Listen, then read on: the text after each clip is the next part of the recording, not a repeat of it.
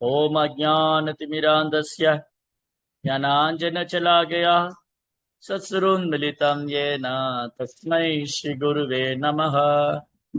नमो ॐ विष्णुपादाय कृष्णपृष्ठाय भूतले श्रीमते भक्तिवेदान्तस्वामी नामिने नमस्ते सारस्वती देवे गौरवाणी पिशाचिनी विशेष शून्यवादी भाषादेशराजिनी। जय श्री कृष्ण चैतन्य प्रभु नित्यानंद अद्वैत गदाधर श्रीवासदि गौर भक्त वृंद। हरे कृष्णा कृष्णा कृष्णा हरे हरे, हरे राम राम राम हरे हरे। ஹரே கிருஷ்ணா. பக்தர் எல்லாருக்கும் இனிமையான காலை வணக்கம். இன்றைய பாகவத சத்சங்க வகுப்புல கலந்துட்டு இருக்கிற எல்லா பக்தர்களுக்கும் என்னுடைய பணிவான நமஸ்காரம்.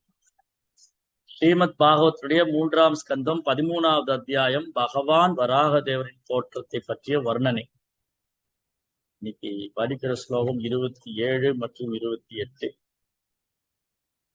உத்சிப்தவாலஹ கசஹரஹ கடோரஹ சதா விதுன்வன் கரடோமசத்வத் புராஹதாப்ரஹ சிதத்ரம்ஷ்டயிக்ஷா ஜோதிர் பபாஸ்யே பகவான் மஹீத்ரஹ. பூமியை மீட்பதற்காக நீரினுள் புகுவதற்கு முன்னால் பகவான் வராகர் வானில் வாளை வேகமாக சுழற்றி அடித்தபடி பறந்தார்.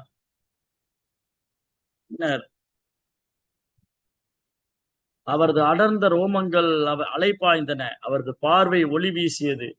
மின்னுகின்ற தந்தங்களினாலும் காலடி கொழும்புகளாலும் அவர் வானில் உள்ள மேகங்களை சிதறடித்தார். பிராணேன விருத்யா பதவிம் விஜிக்ரன் புரோடாபதே சகஸ்வயமத்வராங்கிரஹ கராலதம் ஸ்ரோபிய கரால திருப்யாம் உத்பீக்ஷயுப்ரான் கிருணதோ அபிசத்தமா.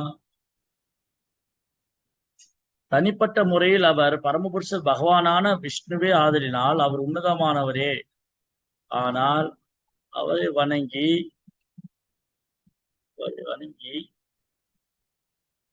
ஆனால் அவரது வடிவம் ஆனால் அவர் ஒரு பன்றியின் வடிவத்தை எடுத்திருந்ததினால் பூமியினை தனது மோப்பத்தினால் தேடினார். அவரது தந்தங்கள் இரண்டும் கூர்மையாகவும் அச்சம் தரும் வகையில் இருந்தன. அவரது பார்வை தன்னை பிரார்த்தித்துக் கொண்டிருந்த அந்தன பக்தர்கள் மேல் சென்றது. அதன் பின் அவர் நீரினுள் புகுந்தார். பகவான் வராகருடைய அவதாரம். வசதி தசனசி கரே தரணி தவலக்னா சசினி கலங்க கலேவ நிமக்னா கேசவது தா சூக்கர ரூபா ஜெய ஜெகதீஷ். சூக்கரம்னா வராகம். காட்டு பன்றியோட வடிவை எடுத்துக்கிட்டார் பகவான். ராமாதிமூர்த்திஷு கலா நியமேன திஷ்டன்னவதாரமகரோத் புவனேஷு கிந்து கிருஷ்ண ஸ்வயம் சமபவத் பரமத் புமான்யோ கோவிந்தமாதி புருஷம் தமகம் பஜாமி. ராமர், நரசிங்கர், வராகர் அவர் எந்த ரூபத்துல வந்தாலும் அந்த எல்லா அவதாரங்களுக்கும் ஆதாரமா இருக்கிறது கோவிந்தர் ஆதி புருஷர். கோவிந்தம் ஆதி புருஷன். அதனாலதான் ஜெயதேவ் கோஸ்வாமி பாடுறார், கேசவது தா மீன சரீரா கேசவது தா கூர்ம சரீரா கேசவது தா சூக்கர ரூபா கேசவது தா நரஹரி ரூபா. அந்த கேசவன் தான் வராக அவதாரம் பண்ணார். அந்த கேசவன் தான் நரசிம்மர் அவதாரம் பண்ணார். அதனால கிருஷ்ணஸ்து பகவான் ஸ்வயம். கிருஷ்ணா ஸ்வயம் பகவான். பாகவதம் 1ஆம் ஸ்கந்தத்துல பாகவதம் 1ஆம் ஸ்கந்தத்துல 3வது அத்தியாயத்துல பகவானுடைய அவதாரங்களை பற்றிய பட்டியல் கொடுத்திருக்கு. பகவானுடைய அவதாரங்களை பற்றிய பட்டியல். அதுல நிறைய அவதாரங்களை பத்தி எல்லாம் சொல்லிட்டு இந்த அவதாரங்களுக்கு எல்லாம் கிருஷ்ணரே ஆதி மூலமாக இருக்கிறார். கிருஷ்ணஸ்து பகவான் ஸ்வயம். கிருஷ்ணர் ஸ்வயம் பகவான். அப்ப அவர் ஏன் வராக மூர்த்தியாக அவதரித்தார்? அவரே நரசிங்க மூர்த்தியாக அவதரித்தார். கிருஷ்ணர் ஸ்வயம் பகவான், அவர் கிருஷ்ணராவே வரலாமே. ஏன் வராக அவதாரம் எடுக்க வேண்டும்? ஏன் நரசிங்க அவதாரம் எடுக்க வேண்டும்? அந்தந்த இடத்துக்கும் சூழ்நிலைக்கும் நேரத்துக்கு தகுந்த மாதிரி அவர் லீலை செய்யறார். அவருடைய லீலைகள் எல்லையற்றது. அப்போ ஒரு முறை 4 குமாரர்கள் ஜெயன் விஜயன் 4 குமாரர்கள் சனகர், சனந்தனர், சனாதனர், சனத்குமாரர் 4 குமாரர்கள் வந்து தன்னை உணர்ந்த ஆத்மா, பிரம்மத்தை உணர்ந்தவங்க. நான் இந்த உடல் அல்ல ஆத்மா அப்படின்னு தன்னை உணர்ந்த ஆத்மாக்கள். அவங்க அப்படியே 3 உலகத்தை சஞ்சரிச்சு வரும்போது ஒரு நாள் அவங்க வைகுண்டத்துக்குள்ள வராங்க.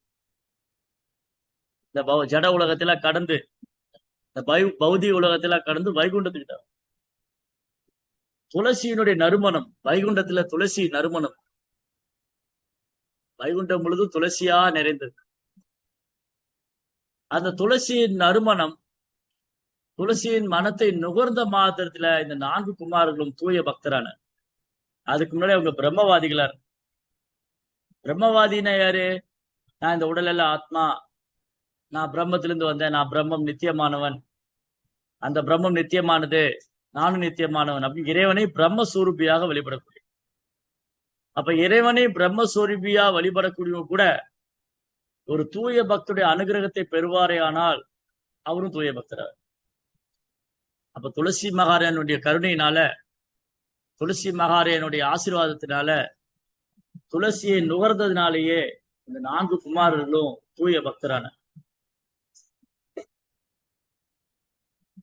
அதனால துளசி தேவி வந்து நம்ம வாழ்க்கையில ரொம்ப முக்கியமான பங்கு வகிக்கிறார். ஒரு பக்தருடைய ஆன்மீக முன்னேற்றத்திற்கு துளசி தேவி வழிபடணும். விருந்தாய் துளசி தேவியாய் பிரியாய் கேசவசஜா விஷ்ணு பக்தி பிரதேவி சத்யவதே நம. ஓ விருந்த தேவி, நீங்க பகவான் கிருஷ்ணருக்கு ரொம்ப பிரியமானவர்,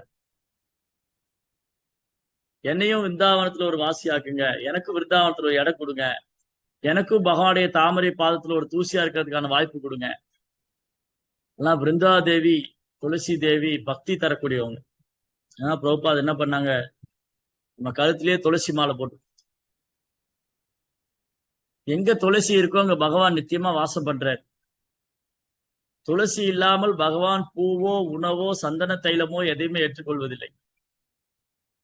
துளசி இருந்தாதான் பகவான் திருப்தி அடைவார். அவங்க பகவானுக்கு பிரியமான பக்தை விருந்தா கோபி. விருந்தா கோபி கிருஷ்ணருக்கு பிரியமான பக்தை. அவங்கதான் துளசி தேவியா இருக்கு. அந்த துளசியின் நறுமணம் இந்த 4 குமாரர்கள் இதயத்துக்குள்ள போய் அவங்கள வந்து தூய பக்தரா மாத்து. அதுக்கப்புறம் அவங்க வைகுண்டத்துக்குள் நுழைய வர்றாங்க. இந்த 2 காவலர்கள் தடுத்து நிறுத்தி விடுகிறார்கள். ஜெயன் விஜயன். ஜெயன் விஜயன் இந்த 4 குமார்களை தடுத்து நிறுத்தி விடுகிறார்கள். யார் இந்த குழந்தைங்க? அனுமதி இல்லாம அத்துமீறி உள்ள வர்றாங்க. தோற்றத்துல குழந்தைகள் மாதிரி இருக்காங்க, ஆனா செயல்ல முனிவர்களை போல தன்னை உணர்ந்த ஆத்மா.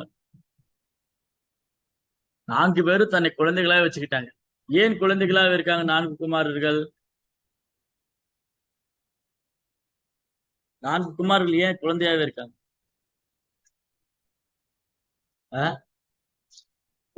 குழந்தைக்கு வந்து 5 வயசு குழந்தைக்கு காமம்னா என்னன்னு தெரியாது.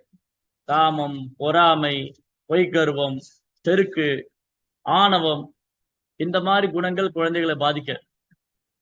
குழந்தைகள்னா வந்து கள்ளம் கபடம் இல்லாதவங்க. குழந்தை மனுஷார், அவருக்கு குழந்தை மாதிரி இருக்காரு அப்படின்னு சொல்லுவாங்க இல்லையா? இப்ப குழந்தைக்கு இந்த ஜட உலகத்துல உள்ள இந்த சூதெல்லாம் தெரியாது, சூதுவாதெல்லாம். அதனால 4 குமாரர்கள் என்ன பண்ணாங்க, தங்களுடைய தப வலிமையினால தங்களை குழந்தைகளாவே வச்சுக்கிறாங்க. எங்க இளமை வந்தா உடனே காமம் வந்துடும். இளமை வந்துட்டா உடனே காமம் பற்றிக்கொள்ளும். காமம், பேராசை, கோபம், பொறாமை, அகங்காரம், பொய்கர்வம் எல்லாம் வந்து. அதனால இவங்க தங்களை குழந்தைகளாவே வச்சுக்கிட்டாங்க. ஆன்மீக முன்னேற்றத்திற்காக தங்களை குழந்தையோடைய உடம்புலயே வச்சு. அந்த 4 குமாரர்கள் வைகுண்டம் வந்த போது இந்த 2 காவலர்கள் தடுத்து நிறுத்திட்டாங்க. கோபத்துல குமாரர்கள் கண்கள் சிவந்தது. ஓ, இந்த விஷ்ணு தூதர்களுக்கு என்ன துணிச்சல் இருந்தா எங்களை தடுத்து நிறுத்துவாங்க, இவங்களுக்கு பகவானுக்கு சேவைப்பட்டிருக்கிற கர்வம் இருக்கு அப்படின்னு கோவப்பட்டு இவங்க 2 பேரும், இந்த 4 பேரும் அவங்க 2 பேரும் சபிக்கிறார். உடனே பகவான் அங்க தோன்றுகின்றார், மகாவிஷ்ணு. वनमाली गदी चांगी चंगी चक्री चनंदकी श्रीमान नारायणो विष्णु वासुदेवो பிரகட்சது. இந்த வாசுதேவ கிருஷ்ணன் முதல் முறையா அந்த குமாரர்கள் பகவானை தரிசனம் பண்றாங்க. தாமரை போல காது வரை நீண்ட கண்கள், மழைக்காலத்து மேகத்தை ஒத்த நிறம், என்றும் பாடாத வைஜெயந்தி மாலை, மார்புல ஸ்ரீவஸ்தகுடி, கழுத்துல கௌஸ்தூமணி, மஞ்சள் நிறம் பீதாம்பராடை, சங்க சக்கர கதாபத்மத்தோட பகவான் தரிசனம் கொடுத்தார் வாசுதேவ கிருஷ்ணன். குமாரர்கள் கண்களிலிருந்து கண்ணீர் பெருக்கெடுத்து ஓடியது. ஆஹா, நாம் என்ன பெரிய பாக்கியம் செஞ்சோம், பகவானே தரிசனம் செய்து விட்டோமே. யாரு கிடைக்கும் இந்த தரிசனம்? பிரம்மா சிவன் போன்ற தேவர்கள் பகவானுடைய தரிசனம் கிடைக்கணுமா தவம் இருக்காங்க. பகவானுடைய தரிசனம் கிடைக்காதா அப்படின்னு பிரம்மா சிவன் போன்ற தேவர்கள் கூட தவம் இருந்துகிட்டு இருக்காங்க. அந்த குமாரர்களை ஆசீர்வதிச்சு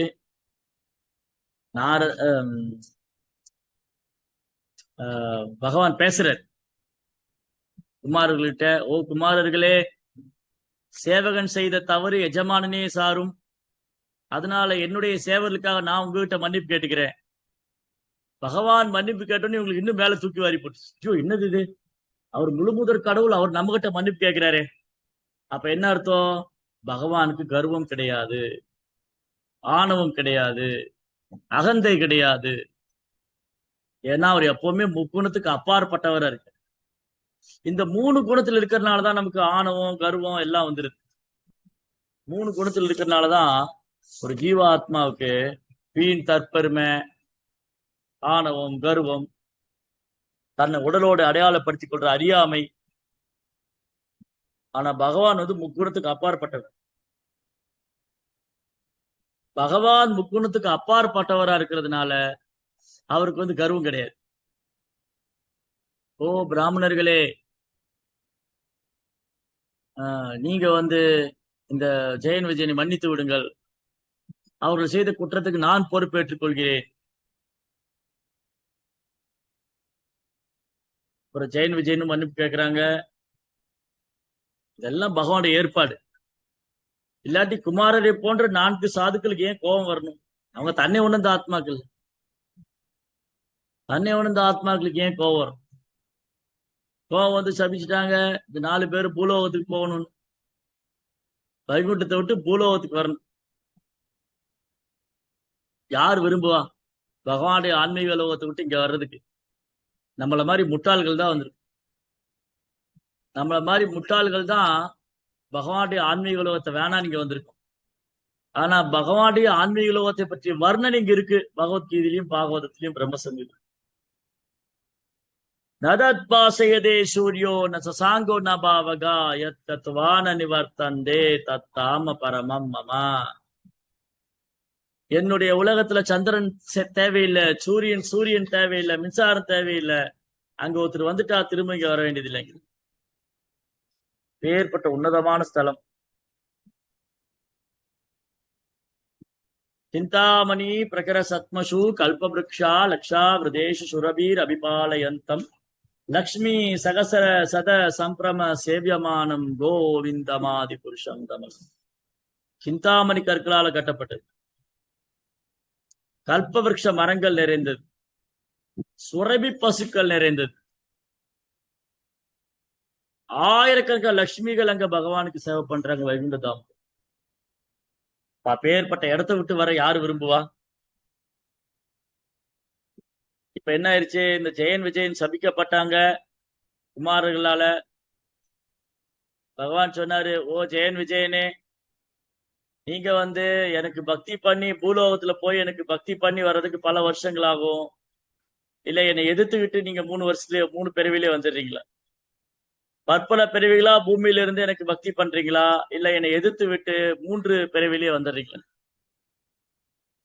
பக்தர்களுக்கு பகவான் கூட இருக்கணும் தானே ஆர்வம். ஓ பகவானே, நான் உங்களை எதிர்த்து கொண்டு 3 பிறவிலே வந்துடுறோம். ஏன்னா வைகுந்த லோகத்துல பகவான் எல்லா விதமான அன்பையும் அனுபவித்துக் கொண்டிருக்கிறார். ஆன்மீக உலகத்துல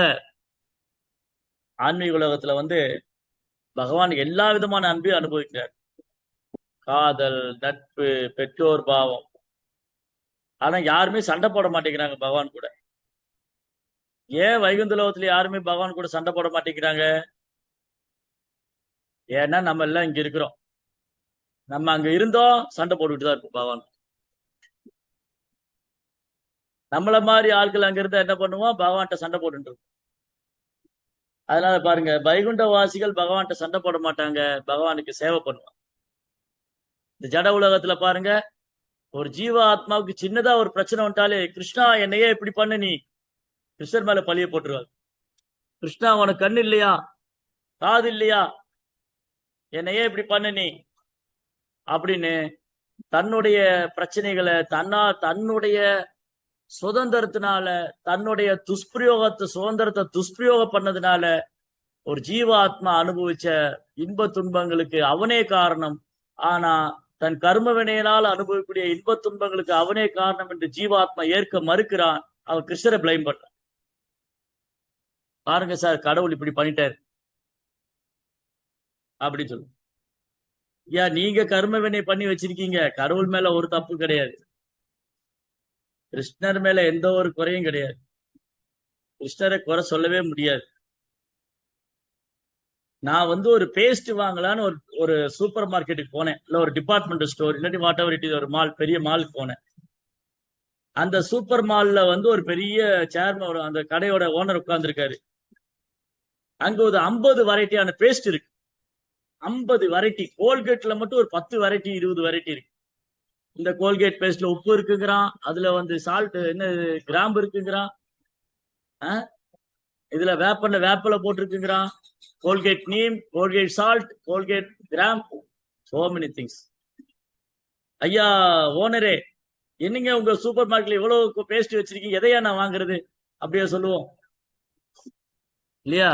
நமக்கு பிடிச்சது நம்ம போய் வாங்கிக்கிறோம். அது வந்து அந்த சூப்பர் மார்க்கெட் காரனோட தப்பு கிடையாது. அவன் நிறைய ப்ராடக்ட் இருந்து வாங்கி வச்சிருக்கான், உனக்கு பிடிச்ச ப்ராடக்ட் நீ வாங்கிக்கிற. அந்த மாதிரி கிருஷ்ணர் என்ன பண்ணி வச்சிருக்காரு, விதவிதமான உயிரினங்களை படைச்சு வச்சிருக்காரு. உனக்கு என்ன விருப்பம் இருக்கோ அந்த உடம்பு எடுத்துக்கோ. நாயோட உடம்பு வேணுமா எடுத்துக்கோ, மனுஷ உடம்பு வேணுமா எடுத்துக்கோ, உன்னோட கர்மா படி உனக்கு என்ன வேணுமோ எடுத்துக்கோ. ஒருத்தர் ட்ரெஸ் வாங்குறதுக்காக ஒரு சாரி கடைக்கு போனேன். ட்ரெஸ் வாங்குறதுக்கு சாரி கடைக்கு போனா, துணி வாங்குறதுக்கு அங்க 200 ரூபாய்க்கும் சாரி கிடைக்கும், லட்சம் ரூபாய்க்கும் சாரி கிடைக்கும். என் பாக்கெட்ல எவ்வளவு பணம் இருக்குமோ அதுக்கு தான் வாங்க முடியும். நான் 200 ரூபாய் பணம் வச்சுக்கிட்டு லட்ச ரூபாய் சாரி வாங்க முடியுமா? இல்ல லட்ச ரூபாய் பணம் வச்சிருக்கிறவன் தான் போய் 200 ரூபாய் சாரி வாங்குவானா? அப்ப அவரவர் கர்ம வினைக்கு ஏற்றார் போல தேர்ந்தெடுக்கிறாங்க. சிலர் 200 ரூபாய் புடவை வாங்குறாங்க, சிலர் லட்ச ரூபாய் புடவை வாங்குறாங்க, சிலர் 5000 ரூபாய் புடவை வாங்குறாங்க. ஆக மொத்தத்துல புடவை வாங்கி ஒரு நாள் தான் கட்டுறாங்க, மீதி நாள்ல நைட்டி தான் போட்டிருக்காங்க. இதான் ஜட உலகம். அதை வாங்கி அனுபவிக்க கூட இல்லை, இப்படிதான் இருக்கு. அதை திறந்து பாத்துக்குவாங்க, பீரோல வந்து எவ்வளவு புடவை இருக்கு, கல்யாணம் பண்ண நாள்ல இருந்து இருக்கா. அந்த மாதிரி ஜீவாத்மாவுடைய ஆசை, வாங்கி வச்சுக்கணும், சேர்த்தி வச்சுக்கணும், இதை வச்சுக்கணும், அதை வச்சுக்கணும், அனுபவிக்கிறது. அப்புறம் ஒரு நாள் மரணம் வந்து எல்லாத்தையும் தூக்கின்னு போயிடும். மிருத்யு சர்வஹரஸ்டாகம். கிருஷ்ணா மரண ரூபத்துல வருவார். கிருஷ்ணா வந்து மரண ரூபத்துல வருவார். அப்புறம் என்ன ஆச்சு, இந்த ஜெயன் விஜயன் சொன்னாங்க, பகவானே நான் உங்க கூட சண்டை போடுறோம், எதிர்க்கிறவங்கள. ஜெயன் விஜயன் பகவான் எதிர்க்கிறதுக்கு தயாராயிட்டாங்க. காரணம், சீக்கிரமாவே பகவான்கிட்ட திரும்ப வந்துடணும். அப்படிதான் அவங்க 2 பேரும், ஜெயன் விஜயன் 2 பேரும் இந்த பூலோகத்துக்கு வராங்க. ஒரு நாள் வந்து கஷ்யபர் தவம் பண்ணிட்டு இருக்கார், கஷ்யப மகரிஷி. அப்ப வந்து திதி, கஷ்யபருடைய மனைவி திதி, இன்னொரு மனைவி இருந்தா கஷ்யபருக்கு, அவங்க பேர் என்ன, அதிதி. அதிதிக்கு பிறந்தவங்க எல்லாம் தேவர்கள், திதிக்கு பிறந்தவங்க அசுரர்கள். ஏன் திதிக்கு மட்டும் அசுர குழந்தை? ஒரு நாள் வந்து மாலை பொழுதுல சிவபெருமான் உமையாலோடு வலம் வரக்கூடிய நேரத்துல திதி வந்து தன் கணவரை அணுகுகிறாள். ஓ பிரபு, எனக்கு குழந்தை கொடுங்க. அப்ப கஷ்யபர் சொல்றாரு, திதி கொஞ்சம் பொறுமையாரு, இது அதற்கான நேரம் அல்ல, கொஞ்சம் பொறுமையாரு, முடியாது, எனக்கு இப்பவே குழந்தை வேணும். அப்ப திதியோடைய கட்டுப்படுத்த முடியாத பௌதிக ஆசை, காமா, லஸ்ட், அன்கண்ட்ரோல்டு டிசைர், கட்டுப்படுத்த முடியாத ஆசைதான் லஸ்ட், காமா, அன்கண்ட்ரோல்டு டிசைர். வேற வழி இல்ல, கஷ்யபர் திதியோட சேர்ந்தாரு. பிரபஞ்சமே இருளால மூடிடுச்சு, 3 உலகம் இருள் சூழ்ந்து கொண்டது. கெட்ட விதமான அபசகுனங்கள்லாம் தெரிஞ்சுது. அப்போ கஷ்யபர் சொன்னாரு, திதி, உன் கருவில் இருக்கும் இந்த 2 சிசுக்கள் இந்த பிரபஞ்சத்தையே திணறடிக்கணும், கலங்கடிக்கும். அந்த மாதிரி ராட்சச குழந்தைகளை நீ பெறப்போகிறாய். திதி அழறாங்க, ஐயோ நான் பெரிய தவறு செய்து விட்டேனே, அப்பவே நீங்க சொன்னீங்களே பிரபு, நான் கேட்கவே இல்லையே. இப்ப இந்த அசுர குழந்தைங்க பூமியில பிறக்கிறதுக்கு நான் காரணமாயிட்டேனே அப்படின்னு தன் தவறை உணர்ந்து கதறி அழறா திதி. அப்ப கஷ்யபர் சொல்றாரு, எப்ப நீ உன் தவறை உணர்ந்து விட்டாயோ அப்ப நீ தூய்மை அடைந்து விட்டாய். யாராவது தவறு செஞ்சுட்டு அந்த தவறை மறைக்கவே நினைக்க கூடாது. நாம ஒரு தப்பு பண்ணிட்டு அந்த தவறை வந்து மறைக்கணும்னு பார்க்க கூடாது. அந்த தவறுக்காக வருந்த வேண்டும். திரும்பியும் தவறு செய்யாம பார்த்து, தெரிந்தும் தெரியாமல் நடந்திருந்தால் திரும்பவும் வராம பார்த்துக்கோ. ஏதோ தெரியாம ஒரு தப்பு பண்ணிட்டேன், ஆனா என்ன பண்ணணுமா, அந்த தவறை நினைத்து நினைத்து அழ வேண்டும். ஆஹா, நான் இந்த மனித வாழ்க்கையை துஷ்பிரயோகம் செய்து விட்டேன், நான் பெரும் தவறு செய்து விட்டேன். எப்போ ஒருவன் தன் தவறை நினைத்து வருத்தப்படுறானோ, அதற்காக அழுகின்றானோ, அப்ப அவன் தூய்மை அடைகிறான். அப்ப கஷ்யபர் சொன்னாரு, திதி, நீ தவறு செய்தாய், உனக்கு அசுர குழந்தை பிறந்தது. ஆனா உன் மனம் மாறிவிட்டது, நீ மனம் திருந்தி விட்டாய், உனக்கு பிறக்கிற பேர குழந்தை தூய பக்தரா இருப்பார். யாரது? பிரஹ்லாத் மகாராஜ் கி ஜெய். அப்படிதான் இந்த 2 ராட்சசர்களும் பூமியில வந்தாங்க, இரண்யாக்ஷன், எர்ணிகசிபு. இரண்யாக்ஷன் என்றால் பேராசையின் சொரூபம். பேராசை என்ன பண்ணா, ஒரு கதை எடுத்து தோல் மேல வச்சுக்கிட்டு இந்த 3 உலகம் தன் சகோதரனே ஆள வேண்டும் அப்படின்னு பேராசை. 3 உலகம் தன் கட்டுப்பாட்டு.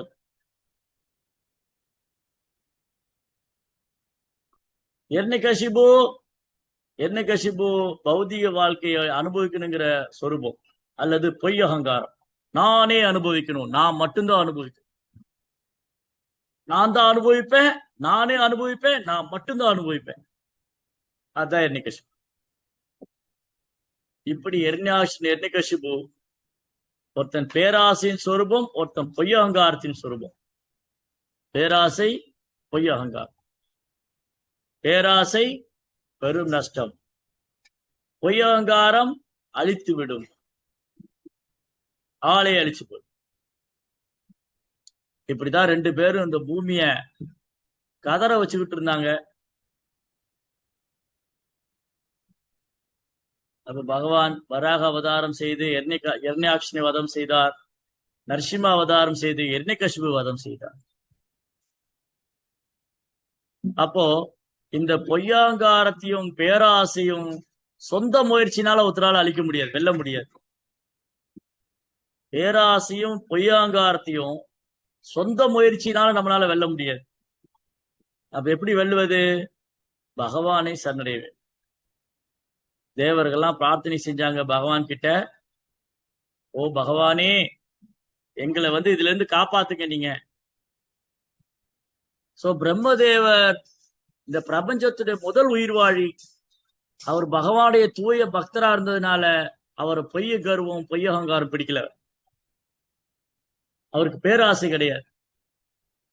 காரணம், அவர் பகவானுடைய தாமரை திருப்பாதங்களை பற்றி. அப்ப யார் ஒருத்தர் பகவானுடைய தாமரை திருப்பாதங்களை பற்றி கொள்றாரோ அவரால இவங்களை இவங்களால அவரை பிடிக்க முடியாது. பிரம்மா விஷ்ணு மகேஸ்வர், பிரம்மா விஷ்ணு மகேஸ்வர தவிர இது எல்லாரும் என்ன கஷ்டப்பட்டு கண்ட்ரோல் இருக்கு. அப்ப பாருங்க, பொய்யவங்காரம் எல்லாரையும் பிடிக்கும். ஆனா தூய பக்தரையும் பகவானையும் கிட்ட நெருங்காது பொய்யவங்காரம். காரணம் அவங்க எப்பவும் சுத்த சாத்விகமான குணத்துல இருக்கு. பகவானும் அவர் தூய பக்தர்களும் சுத்த சாத்விகமான குணத்தில் இருக்கிறதுனால பொய்யகங்காரம் பேராசை அவங்க கிட்டே இருக்க கிட்டே வர. பக்தனுக்கு பேராசை உண்டு. பக்தனுக்கு என்ன பேராசை? எனக்கு கிருஷ்ணர் மேல எப்ப அன்பு இன்னும் அதிகரிக்கும், இன்னும் அதிகரிக்கும். தத்தலௌல்யம் ஏகலம் முல்யம் ரூப கோசாமி சொல்லியிருக்க, நம்ம கிருஷ்ண உணர்வுல பேராசை கொள்ளலாம். எனக்கு கிருஷ்ண பிரேமம் கிடைக்கணும். இப்ப எனக்கு கூட ஆசைதான் எனக்கு கிருஷ்ண பிரேமம் கிடைக்கணும். ஆனா தகுதி இருக்கா? இல்ல. ஆனா கிருஷ்ண பிரேமம் கிடைக்கணும்னு பேராசைப்படணும். ஏன்னா ஒரு ஜீவாத்மா அடைய வேண்டியது அதுதான். ஜீவாத்மா அடைய வேண்டியது கிருஷ்ண பிரேமம். எனக்கு தகுதி இல்லதான், ஆனா நான் ஆசைப்படுறேன் கிருஷ்ண பிரேமம் அடையணும். இந்த பேராசை வந்து நியாயமானது. ஏன்னா ஜீவாத்மா இதைத்தான் அடையணும். அதுக்கான தகுதிகளை வளர்த்து, அதற்கான தகுதிகளை வளர்த்து. அப்புறம் எனக்கு அகங்காரம் இருக்கு. நான் இந்த உடல் அல்ல ஆத்மா, இதுதான் உண்மையான அகங்காரம். நான் கிருஷ்ணாவுடைய சேவகன். இந்த நான்கிறத வந்து நம்ம தவிர்க்க முடியாது. நான் அப்படிங்கறத தவிர்க்க முடியாது. ஆனா நான் கிருஷ்ணருடைய சேவகன்கிறத ஏற்றுக்கலாம்.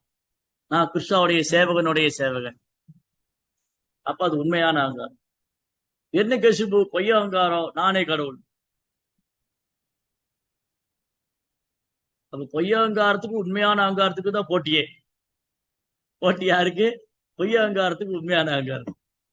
பொய்ய அகங்காரம் சொல்லுது, இல்ல இல்ல நீ வந்து இன்னாருடைய பையன், நீ இதை அனுபவிக்கணும் அதை அனுபவிக்கணும். உண்மையான அகங்காரம் சொல்லுது, இல்ல இதெல்லாம் பொய். ஜட உலகம் தற்காலிகமானது, இங்க இருக்கிற உறவுகள்லாம் தற்காலிகமானது. கிருஷ்ணாவுக்கு எனக்கு இருக்கிற உறவு தான் நித்தியமானது. கிருஷ்ணாவுக்கு எனக்கு இருக்கிற உறவு தான் நித்தியமானது. அதான் உண்மையான அகங்காரம். அதனால இந்த பொய்ய அகங்காரத்திலிருந்து வெளியில வரணும், உண்மையான அகங்காரத்துல இருக்கணும். நமக்கு இருக்கிற பேராசை வந்து கிருஷ்ணனுடைய உலகத்துக்கு போகணும், கிருஷ்ணர் மேல பிரேமம் வரணும் அப்படின்னா அப்படியா.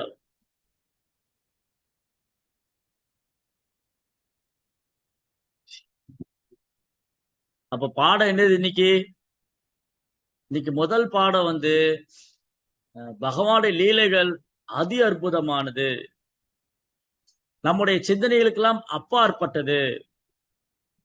கற்பனை செய்து கொண்டோ அல்ல வரட்டு தத்துவத்தினாலேயோ கற்பனையாலேயோ இல்ல சாஸ்திரங்களை விசாரணை செய்யறதுனாலேயோ இல்ல பௌதிக அறிவு கொண்டோ உணரக்கூடியதல்ல பகவானுடைய செயல்கள். ஜென்ம கர்ம சமே திவ்யம். கிருஷ்ணாவுடைய பிறப்பு செயல்லாம் திவ்யமானது. ஏவம் யோ வேதி தத்வதக. அது யாரு உள்ளவாறு அறிஞ்சுக்கிறாங்களோ, தியக்த்வா தேகம், இந்த உடலை விட்டதும் புனர்ஜென்ம நைதி, மறுபிறவி கிடையாது, மாமேதி, அவர்கள் என்னையே அடைகிறார்கள். அர்ஜுனா, என்னையே அடைகிறார்கள். அதனால இங்க பகவான் வராகமூர்த்தியை அவதாரம் பண்ணப்போ பிரம்மாண்டமான ரூபத்துல இருக்காரு. ரோமங்கள்லாம் பெரிய மலைகள் மாதிரி, மலையில இருக்கிற மரங்கள் மாதிரி. பத்ரிகாசிரம் போற வழியில் நிறைய ஊசி மரங்கள்லாம் இருக்கு, பெரிய பெரிய பிரம்மாண்டமான மரங்கள். அந்த மாதிரி ரோமங்கள்லாம் மலையில இருக்கிற பிரம்மாண்டமான மரங்களை போல இருக்கு. அந்த வராகமூர்த்தியே அந்த பிரம்மாண்டமா ரூபமே இமயமலை போல காட்சி கொடுக்குறாரு. பிரம்மாண்டமா இருக்க 3 உலகத்தவரும் பாக்குறாரு. அப்ப பாத்துக்கங்க பகவான் எப்படி இருந்திருக்கும். வராகமூர்த்திய 3 உலகத்தவரும் பாக்குறாங்க. ஜனஸ்தப, சத்தியலோகம், ஜனலோகம், தபோலோகம். அவர் என்ன தேடுறாரு? பூமியை தேடுறதுக்காக போறாரு. அப்ப வராக அவதாரம் பூமிக்குள்ள நடக்கல, பூமிக்கு வெளியில நடக்கு. பூமிக்குள்ள நடக்கல வராக அவதாரம். அவர் பூமியவே தேடதான் போயிருக்கு. அப்போ பூமி வந்து எவ்வளவு பெரிய பிரபஞ்சம், பூகோளம். பூகோளம் எவ்வளவு பெருசு. அந்த பூகோளத்தை தன் கூறிய தந்தங்களால தாங்கி இருக்காருன்னா வராகமூர்த்தி எப்படி இருந்திருப்பாரு பார்த்து. பூகோளம் எவ்வளவு பிரம்மாண்டமானது. அந்த பிரம்மாண்டமான பூகோளத்தை தன் கூறிய தந்தங்களால தூக்கி நிறுத்தியிருக்காரு அப்படின்னா அப்ப வராகமூர்த்தி நம்மளால எப்படி இமேஜின் பண்ண முடியும்? நம்முடைய சிந்தனைக்கும் கற்பனைக்கெல்லாம் அப்பாற்பட்டவர், அச்சிந்திய சக்தி, இன்கான்சிபபிள் பொட்டன்சி.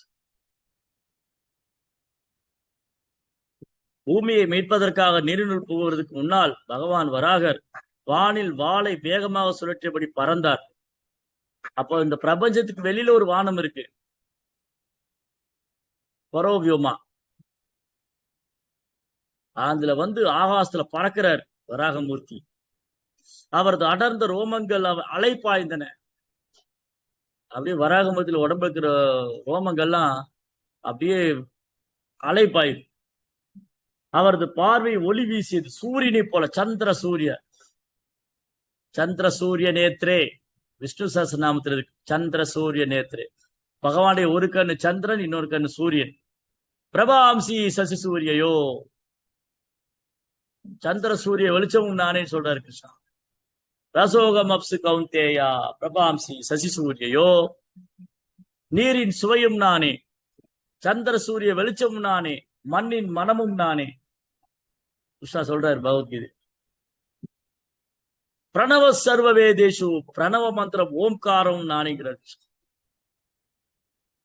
சோ பகவானுடைய கண்கள் சந்திர சூரியனை போல பிரகாசிக்குது. மின்னுகின்ற தந்தங்களினாலும் காலடி குழம்புகளாலும் அவர் வானில் உள்ள மேகங்களை சிதறடித்தார்.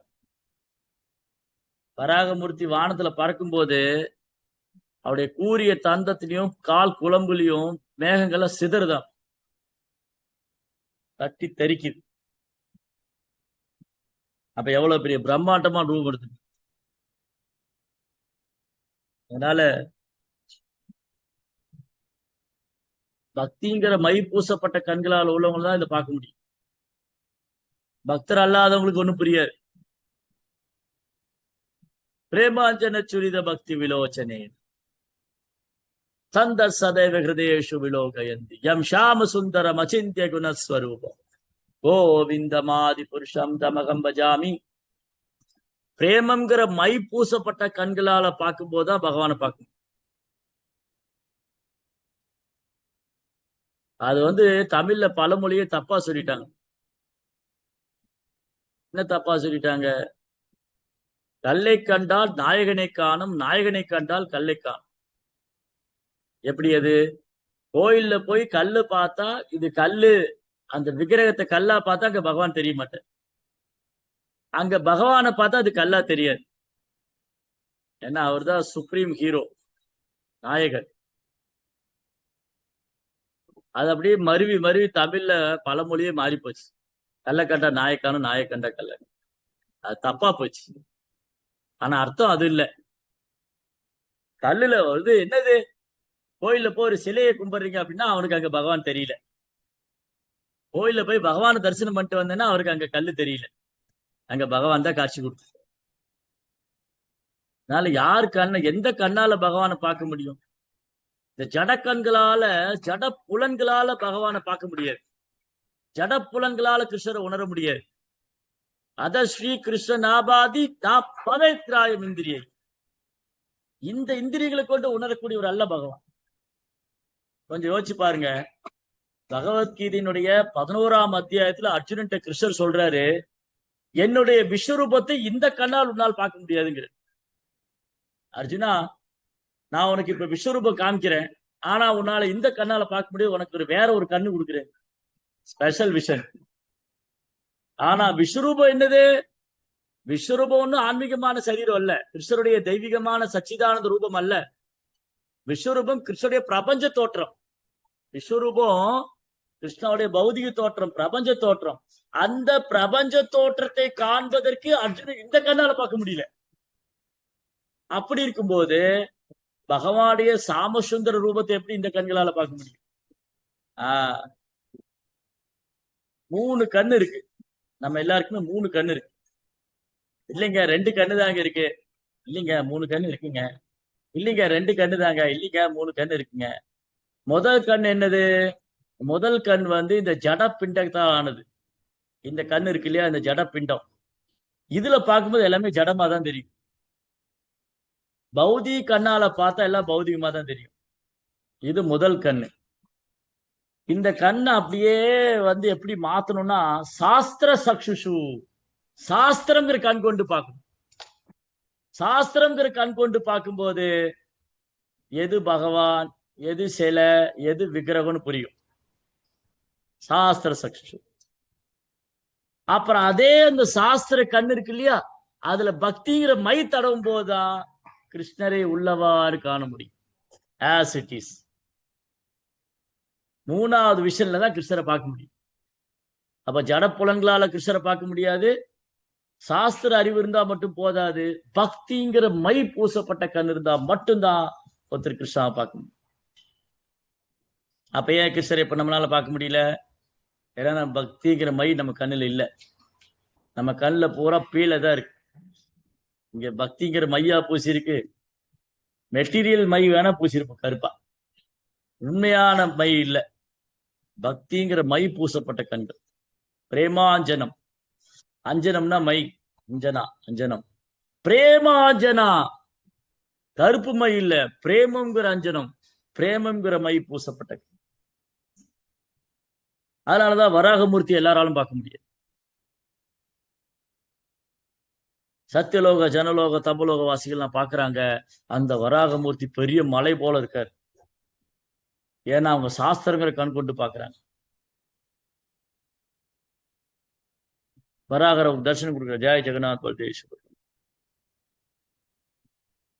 அப்புறம் வராகர் என்ன பண்ணாரு? வானத்துல பறந்து தன்னுடைய கொம்புகளால், அந்த கூரிய தந்தங்களாலும் குழம்புகளாலும் வானத்தை, மேகத்தை சிதறடிக்கிறார். பாலை சுருட்டி அப்படின்னு கர்ஜிக்கிறார். அதுல இருந்தே புரிஞ்சுட்டாங்க இவங்க, இது ஒரு சாதாரண பன்றி அல்ல. சாதாரண பன்றி எப்படி இப்படி பிரம்மாண்டமான உருவம் எடுக்க முடியும்? சாதாரண காட்டுப்பன்றி எப்படி இப்படி இமயமலையில உயர முடியும்? எப்படி ஆகாசத்துல பறக்க முடியும்? அதனால பகவானுடைய செயல்கள் அமானுஷ்யமானது தான் முதல் பாடம்.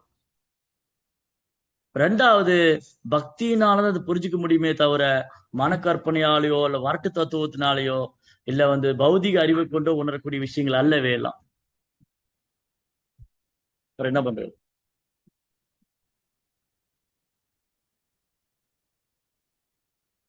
தனிப்பட்ட முறையில் அவர் பரமபுருஷர் பகவானான விஷ்ணுவே ஆதலினால் அவர் உன்னதமானவரே. ஆனால் அவர் ஒரு பன்றியின் வடிவை எடுத்திருந்ததினால் பூமியினை தனது மோப்பத்தினால் தேடினார். பன்றி என்ன பண்ணும்? எதையாவது தேடிக்கிட்டே இருக்கும். அது எப்படியா தலை நிமிர்ந்து நின்று பாத்திருக்கீங்களா? பன்றி வந்து தலை நிமிர்ந்து நின்று பாத்திருக்கீங்களா? அது எங்கேயாவது சேத்துக்குள்ள போய் எதாவது தேடிக்கிட்டே தான் சாப்பிட ஏதாவது கிடைக்கும். ஆனா நீங்க வந்து ஸ்ரீமுஷ்ணத்துல பாருங்க, பூவராக சுவாமி. ஸ்ரீமுஷ்ணத்துல பூவராக சாமி இருக்காரு. அவரோட ஹீரோ மாதிரி இடுப்புல கை வச்சு அப்படி மேல அப்படி ஆகாசத்தை பார்த்துட்டு அப்படி ஜபர்தஸ்தா நிப்பார். நான் தான் அப்படிங்கிற மாதிரி பூவராக சாமி. அப்ப ஏன் அவரு? அதனால அவர் ஒரு சாதாரண பன்றியாக தோன்றவில்லை. அவர் வந்து அந்த பன்றியோடைய வடிவுல வந்தாலும் அவர் சரீரம் ஆன்மீகமானது. ஏன் இந்த பன்றியோட வடிவம் எடுத்துக்கிட்டாரு? பூமியை தேடி போறாரு இல்ல, ஆழத்து. ஏன் சுவாமி, அவர் தான் முழுமுதற் கடவுள். அவர் ஒரு பன்றியோட வடிவெடுத்து எடுத்து வேற பூமியை தேடணுமா? அவர் கண்ணை மூடி இப்படி ஒரு செகண்ட் நினைச்சா போதாது, பூமி எங்க இருக்குன்னு தெரியாது. அப்போ இந்த லீலை நடக்கணுமே, வராகாவதார் எடுக்கணும், இரண்யாசன் கூட சண்டை போடணும், நம்ம அதை உட்காந்து படிக்கணும், அது மூலமா நம்ம தூய்மை அடையணும். அதுதான் ப்ரோக்ராம். இல்லாட்டி ஏன் கிருஷ்ணா இந்த லீலைகள்லாம் பண்ணணும்? குந்தி தேவி சொல்றாங்க, பாகவதம் ஃபர்ஸ்ட் கேண்டோல குந்தி தேவி என்ன சொல்றாங்க, கிருஷ்ணா ஏன் வந்து இந்த பூமியில அவதரிச்சாரு அப்படின்னு ஒரு பெரிய லிஸ்ட் போட்டு வர்றாங்க. ஒரு பெரிய லிஸ்ட் போட்டே வருவாங்க, பட்டியல் போடுறாங்க. ஏன் கிருஷ்ணா இந்த பூமியில வந்தாரு? ஒரு சிலர் சொல்றாங்க யது வம்சத்துல வந்து எதுக்கெல்லாம் பக்தர்களா இருக்காங்க அதனால வந்தாரு. ஒரு சிலர் சொல்றாங்க எதுவுக்காக வந்தாரு. ஒரு சிலர் சொல்றாங்க பிரம்மாவுடைய பிரார்த்தனையினால வந்தாரு. ஒரு சிலர் சொல்றாங்க தேவர்களுடைய பிரார்த்தனையினால வந்தாரு, ஒரு சிலர் சொல்றாங்க தேவகி பிரார்த்தனை பண்ணனால வந்தாரு. இதெல்லாம் கரெக்ட் தான்.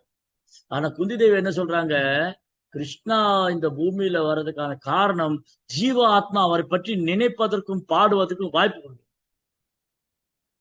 சின்வந்தி காயந்தி கிரணயந்தி சாதவ. கிருஷ்ணா என்ன பண்றாரா, ஜீவ ஆத்மாவுக்கு வாய்ப்பு கொடுக்கிறாரு. இல்லாட்டி எப்படி நம்ம தூய்மை அடைய முடியும்? கிருஷ்ணா பத்தி கேட்கலன்னா. கிருஷ்ணா இந்த பூமியில வரவே இல்லை, அவர் வராக அவதாரம் பண்ணல, நரசிம்ம அவதாரம் ஒண்ணுமே நடக்கலைன்னா நம்ம எதை பேசுவோம்? கிராமிய கதை தான் இதெல்லாம் நடந்தே. கிராமிய கதை கிருஷ்ணா கிருஷ்ணா இவ்வளவு லீல பண்ணி கூட கிராமிய கதை தான் பேசுறோம் இல்லையா? பட் பாருங்க கிருஷ்ணா எவ்வளவு லீல பண்ணிருக்காரு பாருங்க. பாகவத்துல ஒரு ஸ்லோகத்தை எடுத்து எவ்வளவு நேரம் பேசி. அப்போ கிருஷ்ணா தன் காரணமற்ற கருணினால் இங்க வருகிறார். ந காரணம் கர்ணம் செவித்ததே ந சமாதிக சீதிஷதே. அவருக்கு சமமானவர் யாரும் கிடையாது.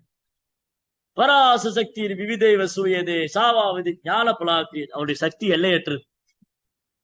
கிருஷ்ணா என்ன பண்றாரா, ஜீவாத்மாக்கு இந்த ஜட உலகத்துல என்ன மறந்து போய் கிராமிய கதை பேசிட்டு, அதனால அவனை என் பக்கம் திருப்பணும். இந்த கிராமிய கதா பேசுறவங்கள கிருஷ்ண கதா பேச வைக்கணும். அப்படின்னா நான் போய் லீல பண்ணணும், நான் போய் எர்ணியாக்ஷன் கூட சண்டை போடணும், நான் என்ன கட்சி கூட சண்டை போடணும். அப்ப அதெல்லாம் பேசுவாங்க. அப்படி என்னுடைய கதைகளை பேசுவதால, பாடுவதால, என்னுடைய பிறப்பு செயலெல்லாம் கேட்பதால அவங்க தூய்மை அடையும். திரும்ப கிட்ட வந்து எவ்வளவு பக்காவா பிளான் பண்றது. அதனால அவருக்கு இந்த எர்ணியாசன் கூட சண்டை போடுறது, பூமியை மீட்டெடுக்கிறதுல ஒரு செகண்ட் போகுது. ஒரு செகண்ட் அதுல வரும் தேர்ட் கண்ட்ரோல்ல போய் எர்ணியாசன் சண்டை போட்டுக்கிட்டே இருக்காரு. பிரம்மா பாக்குறாரு, என்னடா இது எர்ணியாக்ஷன் வந்தோடனே முடிச்சிருவாரு பார்த்தா சண்டை போட்டுக்கிட்டு இருக்காரு, விளையாடிட்டு இருக்காரு. கான்வர்சேஷன்ல நடக்கும். எர்ணியாக்ஷன் திட்டுவான் வராகிற. அதுக்கு விஸ்வநாத் சக்கரதாக்கூர் அதை புகழ்ற மாதிரி எழுதியிருப்பாரு. அவன் திட்டல, உண்மையிலே பகவான் புகழ்ந்திருக்காரு அப்படின்னு. எப்படி ஆச்சாரியுடைய விளக்கம், ஆச்சாரியுடைய விளக்கம் எப்படி இருக்கு பாருங்க. எர்ணியாக்ஷன் வராகர திட்டுறான். ஆனா ஆச்சாரியர் என்ன விளக்கம் கொடுக்கிறாரு, அந்த வார்த்தையை எடுத்துட்டு, இவன் உண்மையில இந்த வார்த்தையோட அர்த்தம் என்னன்னா, இவன் திட்டல, பகவான் புகழதான் செஞ்சிருக்கா அப்படி புகழ்ற.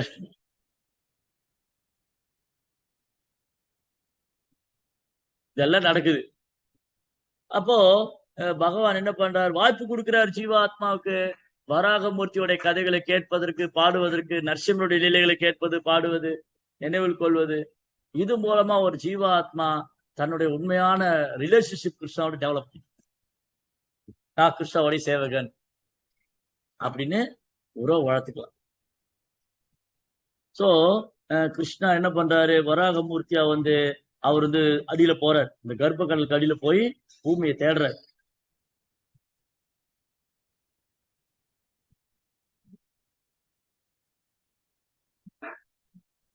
பன்றியின் வடிவம் எடுத்திருந்த போதனால் பூமியினை தனது மோப்பத்தினால் தேடினார். அவரது தந்தங்கள் இரண்டும் கூர்மையாகவும் அச்சம் தரும் வகையில் இருந்தன. அவரது பார்வை தன்னை பிரார்த்தித்துக் கொண்டிருந்த அந்தன பக்தர்கள் மேல் சென்றது.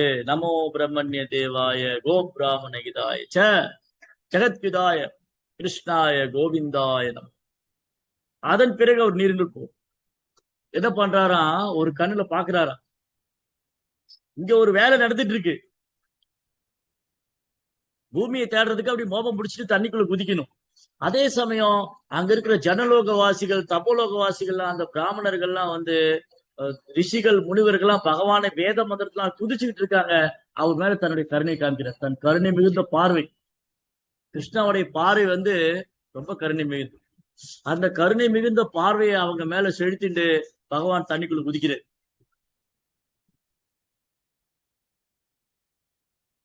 அதனால இங்க பாயிண்ட் என்னன்னு சொன்னா, இன்னைக்கு வகுப்புல முக்கியமா பகவான் லீலைகளை பௌதிக புலங்களால் உணர முடியாது, பௌதிகவாதிகளால் புரிந்து கொள்ள முடியாது. சாஸ்திர அறிவு இருந்தால் மட்டும் போதாது, பக்தி இருந்தா மட்டும்தான் இந்த செயல்களை எல்லாம் புரிஞ்சுக்கும். ஆச்சாரிய அனுகிரகம் இருந்தா மட்டும்தான் புரிஞ்சுக்கும். ஆச்சாரியுடைய விளக்குகளை படிச்சா மட்டும்தான் புரிஞ்சுக்கும். ரெண்டாவது, பகவான் அமானுஷ்யமா லீலைகள் செய்யறார், உருக்கிரமா. மூணாவது, பகவான் தன் பக்தர்கிட்ட எப்பவும் தனி கவனம் செலுத்துறார். நாலாவது, ஜெயன் விஜயனோட லீலை பண்றதுக்காக பகவான் இந்த பூமியில அவங்களை அனுப்பிச்சு வச்சுட்டாரு. அவரு வந்துட்டு வந்து அவங்களோட சண்டை போட்டு அந்த ஸ்போர்ட்டிங் ஸ்பிரிட், அதாவது ஐஸ்வர்யத்துல 6 ஐஸ்வர்யத்துல ஒண்ணு வீரம். பகவான் தன் வீரத்தை வந்து காமிக்கிறாரு, அவங்களோட சண்டை போடுறது, விளையாடுறது. 7வது, பிராமணுடைய சாபத்துல பகவான் தலையிட விரும்பல. யாராவது வைஷ்ணவர் வந்து சபிக்கப்பட்டா, வைஷ்ணவர்கள் யாராவது சபிச்சிட்டாரு, இல்ல பிராமணர் யாராவது சபிக்கிறாருன்னா பகவான் அதுக்கு தலையிட மாட்டார். அந்த சாபத்தை பொய்யாக்க மாட்டார். பொதுவா வைஷ்ணவர்கள் பிராமணர்கள் யாரையும் சபிக்கிறது இல்ல. அப்படியே சபிச்சாலும் அது நன்மையில தான் முடியும். நாரதர் வந்து நலகுபரன் மணிக்கிறன்னு சபிச்சாரு, 2 பேரும் மரங்களா போகணும். அவங்க வந்து விருந்தாவன்ல போய் மரங்களா இருக்கும். பகவானை நேருக்கு நேர் தரிசனம் பண்ற பாக்கியம் கிடைச்சு. அதனால நாரதர மாதிரி தூய பக்தர்கள் சபித்தா கூட அது நன்மைதான். அதே சமயம் ஒரு பக்தர் சபிக்கப்படும் போது பகவான் அந்த பக்தனுக்காக வந்து லீலை செய்யறார். இந்த ஜெயன் விஜயன் சபிக்கப்பட்டது பகவானுடைய ஏற்பாடு. பரிசித் மகாராஜ் சபிக்கப்பட்டது பகவானுடைய ஏற்பாடு. கஜேந்திரன் சபிக்கப்பட்டது பகவானுடைய ஏற்பாடு. இந்திரதும்ன ராஜா கஜேந்திர யானையா போன. சித்திரகேது சபிக்கப்பட்டது பகவானுடைய ஏற்பாடு. அதனால சில நேரம் நம்ம வாழ்க்கையில சில அவமானங்கள் ஏற்படலாம். அது எப்படி எடுத்துக்கணும்? கிருஷ்ணா எனக்கு சில பாடம் போட்டுறாரு, கிருஷ்ணா என்ன பக்குவப்படுத்துறாரு, அப்படி எடுத்துக்கணும். கிருஷ்ணா நான் உனக்கு சேவை பண்ணி எனக்கே இவ்வளவு அவமானம், அப்படி கேட்கக்கூடாது. நீ ஏன் அவமானம் நினைக்கிற? அப்போ நீ இந்த உடல் ஆத்மா இந்த உடம்பு நினைச்ச. நான் இந்த உடல் எல்லாம் ஆத்மா நினைச்சா எனக்கு ஏது மான அவமானம்? என்னை போட்டுனா என்ன, தூட்டுனா என்ன, இல்லையா? இனி அந்த தளத்தில் நம்ம இல்ல. அதுதான் பிரச்சனையே. தளத்துக்கு வரணும். என்னை போட்டுனாலும் கவலை இல்லை, தூட்டினாலும் கவலை இல்லை. எனக்கு மான அவமானம் 2 ஒண்ணுதான். அந்த மாதிரி பக்தர் தான் கிருஷ்ணருக்கு பிரியமானவர். அதனால சில நேரங்கள்ல பக்தி தொண்டு செய்யும் போது நமக்கு அவமானங்கள் ஏற்படலாம். நம்மளை புறக்கணிக்கலாம், நமக்கு அங்கீகாரம் கிடைக்காம போகலாம், நம்ம வெறுக்கப்படலாம். என்ன நடந்தாலும் சரி, நான் கிருஷ்ணருக்காக சேவை செய்ய, பிரபுபாதருக்காக சேவை, அந்த உற்சாகத்தை கைவிடவே கூடாது. கிருஷ்ணா பரிச்சை பண்ணுவார், கிருஷ்ணா பரிச்சை பண்ணுவார். பாண்டவர்களுக்கு பரிச்சை வச்சாரு. திரௌபதி என்ன பண்றாங்க பார்க்கலாம். அஸ்வத்தாமன் என்ன பண்ணாரு? திரௌபதியுடைய 5 குழந்தைகள் தூங்கிட்டு இருக்கும் போது துண்டு துண்டா வெட்டிட்டு, பீஸா வெட்டி எரிச்சு பஸ்பமாக்கிட்டு. இப்ப திரௌபதி என்ன செய்ய? கிருஷ்ணாவே சொல்றாரு அஸ்வத்தாமனை கொல்லணும். அதான் திரௌபதி என்ன சொன்னாங்க? முச்சிதா பிராமணா குரு, அவன் நம்ம குருவுடைய பையன் பிராமணன், அவனை கொல்லக்கூடாது, மன்னிச்சு விட்டுறணும், அவனை கொல்ல வேண்டாம். அதான் வைஷ்ணவம். யோசிச்சு பாருங்க. திரௌபதி வந்து ஒரு பொண்ணு, அந்த பொண்ணுனுடைய சேரிய உருவுனா கோபம் வந்தது, அவ பகவானை சரணாகதி பண்ணா. அதே பொண்ணுடைய 5 குழந்தைகள் தூங்கிட்டு இருக்க வெட்டிட்டாங்க, கொன்னுட்டாங்க. இப்ப எவ்வளவு மடங்கு கோபம் அதிகமாகணும்? ஒரு அம்மாவுக்கு வந்து தன் அவமானத்தை விட தன் பிள்ளைகள் தொல்லைக்கு ஆளாகும் போது பொறுத்துக்க முடியாது, அது கொல்லவே செஞ்சுட்டாங்க. எப்படி? ஆனா திரௌபதி என்ன பண்ணாங்க? மன்னிச்சு விடணும். அதான் வைஷ்ணவம். அந்த அஸ்வத்தாமனை மன்னித்து விட வேண்டும், அவளை கொல்லக்கூடாது. இப்ப கிருஷ்ணா சும்மா விடல. கிருஷ்ணா வந்து இந்த அஸ்வத்தாமனுக்கு ஏதாவது தண்டனை கொடுக்கணும்.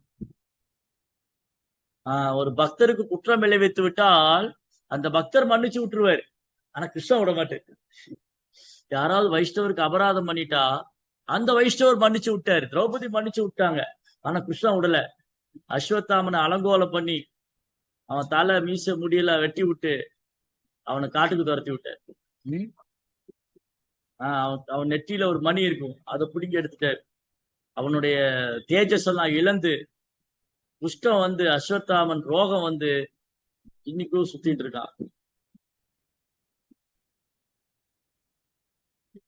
அதனால பகவான் மன்னிக்கவே மாட்டார். மரணத்துக்கு மேல தண்டனை கொடுத்துட்டாரு. மரணமாவது அந்த ஆன்மா உடலை விட்டு போயிடும். இப்ப அஸ்வத்தாமன் ஆன்மா என்னாச்சு? அந்த உடல்ல ரோகம் வந்து அந்த வேதனையை அனுபவிச்சுட்டு உடலை விடவும் முடியாம,